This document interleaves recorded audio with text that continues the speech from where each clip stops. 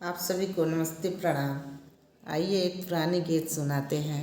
गीत कैसी लगे गीत को लाइक और ट्विंकल स्टार चैनल को सब्सक्राइब करिएगा हमें सपोर्ट करने के लिए।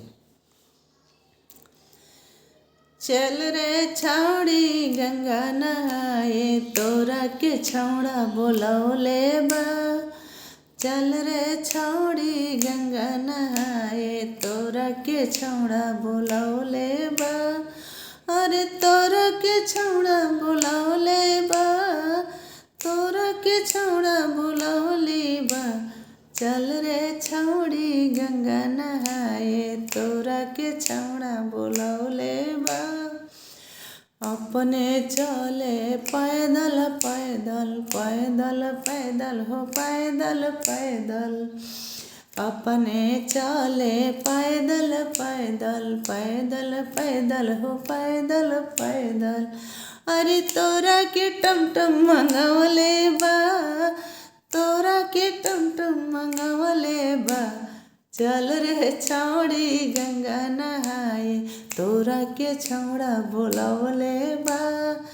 चल रे छौड़ी गंगा नहाए तोरा के छौड़ा बोलौले बा।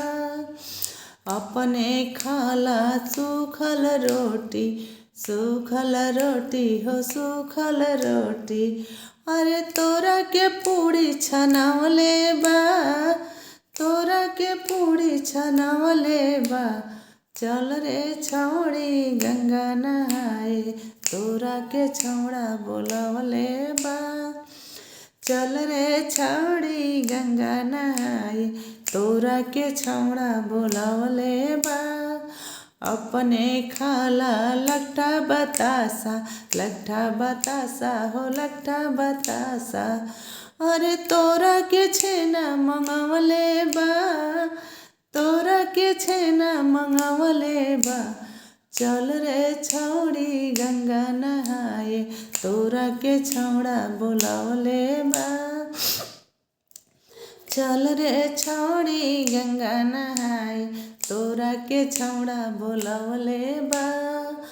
अपने सूते टूटी चटैया, अपने सूते टूटी चटैया, टूटी चटैया हो टूटी चटैया। अरे तोरा के तोशक लगवले बा, तोरा के तोशक लगवले बा। चल रे छौड़ी गंगा नहाए तोरा के छौड़ा बोलौले बा। चल रे छौड़ी गंगा नहाए तोरा के छौड़ा बोलौले बा। अपने पिए कुआँ के पानी, कुआँ के पानी हो कुआँ के पानी। अपने पिए कुआँ के पानी, कुआँ के पानी हो कुआँ के पानी। अरे तोरा के पेप्सी मंगवले बा, तोरा के पेप्सी मंगवले बा। चल रे छौड़ी गंगा नहाए तोरा के छौड़ा बोलौले बा। चल रे छौड़ी गंगा नहाए तोरा के छौड़ा बोलौले बा। धन्यवाद।